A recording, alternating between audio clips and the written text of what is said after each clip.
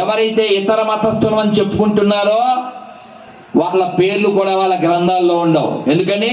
వాళ్ళు కూడా మనకే పుట్టారు కాబట్టి. వాళ్ళు వేరు కాదు, వాళ్ళు మనోళ్ళే, మైండ్ దొబ్బింది కాబట్టి అలా గొర్రెలయ్యారు అంతే. కాబట్టి వాళ్ళతో చెప్పాలి మనం, మీ పూర్వీకులు వేరే కాదు, మా పూర్వీకులు వేరే కాదు, మనం అందరం ఎక్కడ వాళ్ళమే, మనంతా ఒకటే డిఎన్ఏ అని ఒక పాట పాడండి. పాడతారా? James father Jackson, Jackson father Jaipal, Jaipal father Jairam, grand father ఒక్కడే,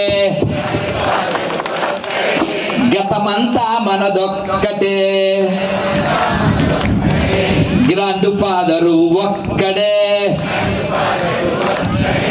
గతమంతా మనదొక్కటే.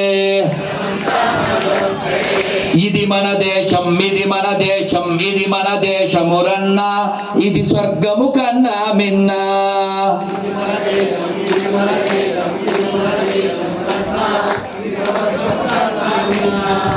ఇది మన దేశం, ఇది మన దేశం, ఇది మన దేశమురన్నా, ఇది స్వర్గము కన్నా మిన్నా.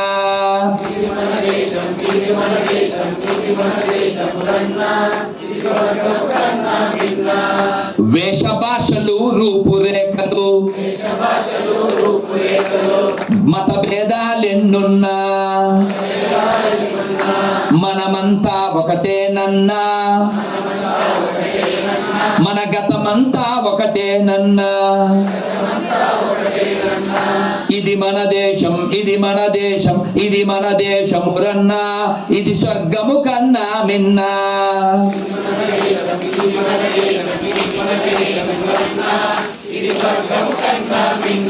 భారత్ మాతా కీ, భారత్ మాతా కీ, భారత్ మాతా కీ. కాబట్టి ఈ దేశం, ఈ ఉత్సాహం, ఈ ఉత్సవం ఇలా ఉండాలంటే మనం ఉండాలి. మనం అంటే హిందువులం. హిందువులు మెజార్టీగా ఉన్నంతసేపే ఈ దేశం దేశంగా ఉంటుంది, ఈ దేశం ప్రశాంతంగా ఉంటుంది. గుర్తుపెట్టుకోండి, ఈ మాట చెప్పాడు. ఈ దేశంలో హిందువులు మెజార్టీగా ఉన్నంత కాలం మాత్రమే ఇక్కడ రాజ్యాంగం ఉంటుంది, ఇక్కడ శిక్ష మనం తిన్నట్టు. కానీ వాడికి ఇవ్వండి, ఇది మా గంగమ్మ గుళ్ళో పెట్టిన మాంసం అని చెప్పేవాడిని తింటాడా? కాబట్టి మీ ఊరికి మా ఊరెంతో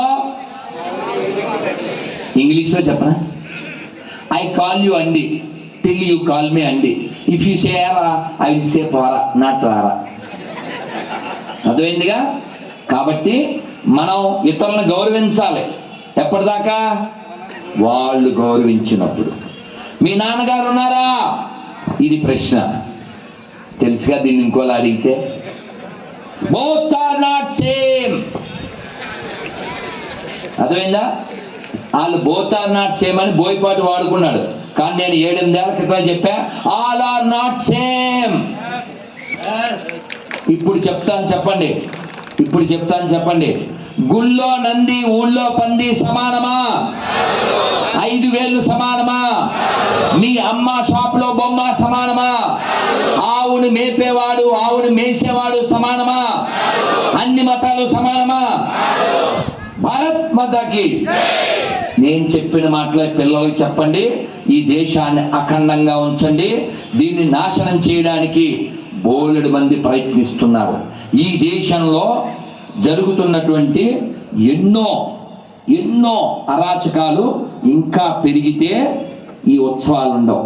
మనం మాత్రమే చెబుతున్నాం అందరూ బాగుండాలి, అందరూ సమానం, అన్నీ ఒకటే అని. ఇంతెందుకు, మీకు ఉదాహరణ చెప్పడానికి కొంచెం తల్లి ఇలా రా, నీ పక్కన అక్కుందా? రా, పిల్లలు ఇద్దరు మీ